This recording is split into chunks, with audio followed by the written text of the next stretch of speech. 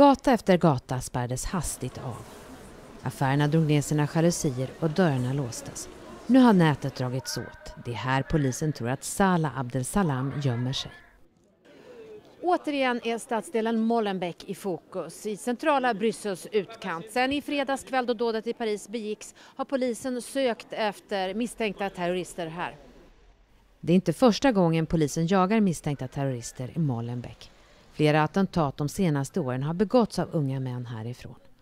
Området beskrivs som socialt utsatt med många invånare som har rötterna utomlands. Molenbeek est une commune qui a une sociologie particulière et lorsque vous avez des personnes mal intentionnées, ils essaient de se fondre dans la masse évidemment. Et deuxièmement, nous sommes dans certains quartiers populaires, une commune qui connaît une grosse rotation de population à cause des prix des loyers très très bas, ce qui explique par moment que certaines personnes mal intentionnées puissent choisir Molenbeek comme point de chute.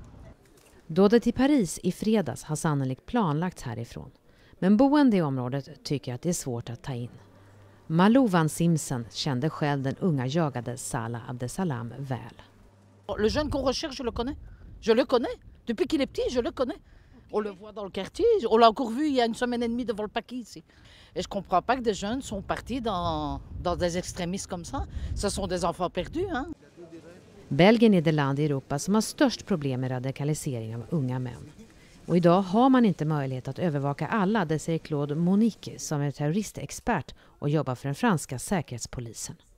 Les Belges n'ont pas techniquement, matériellement les moyens de surveiller et de suivre tout le monde. Donc ce qu'on va faire, c'est des contrôles, des fichages, on va essayer de se renseigner, mais ce ne sera pas un suivi permanent. C'est pour ça qu'une des choses auxquelles on réfléchit en France dès aujourd'hui, c'est pouvoir, quand quelqu'un est suspect pour des raisons sérieuses, pouvoir le mettre par exemple en détention administrative ou avec un bracelet électronique pour faciliter sa surveillance. Tant qu'on n'aura pas ce genre de mesures, on ne pourra pas vaincre cette menace. Molenbeek ska man nu försöka gå vidare. Det förfärliga dådet i Paris är lika obegripligt för oss som för alla andra, säger Mustafa. S'il y a un gars, je sais pas, qui commet un truc qui vient ici à Molenbeek, ou bien même qu'il est de Molenbeek, même en supposant même qu'il soit de Molenbeek, et qu'il fasse quelque chose, bah, ça ne veut pas dire que c'est tous les Molenbeekois, c'est lui tout seul. C'est un noyau qui est incognito, clandestin si vous voulez. Nous, on n'a rien à voir avec ça, on ne connaît même pas ce gars. C'est quand même choquant. Oui, c'est choquant, bien sûr. Quand vous voyez que c'est des jeunes que vous avez connus, avec qui vous parlez, c'est quand même choquant. Hein? Je me pose des questions, je me pose beaucoup de questions. Pourquoi ils sont allés là-dedans? Pourquoi?